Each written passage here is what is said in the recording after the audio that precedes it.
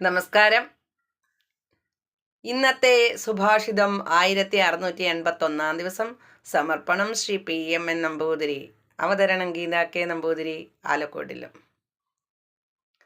ഉപാസനാശ്രിതോ ധർമ്മോ ജാതേ ബ്രഹ്മണി വർത്തതേ പ്രാഗുത്പത്തേരജം സർവം തേനാസൗ കൃപണസ്മൃതാ. അർത്ഥം: ഉപാസനയെ മോക്ഷസാധനമായി കരുതി സ്വീകരിക്കുന്നവൻ താൻ ഇപ്പോൾ ജനിച്ചിട്ടുള്ള ബ്രഹ്മത്തിൽ വർത്തിക്കുന്നുവെന്നും ജനനത്തിനു മുൻപ് എല്ലാം അജമായ ബ്രഹ്മമായിരുന്നുവെന്നും വിചാരിക്കുന്നു.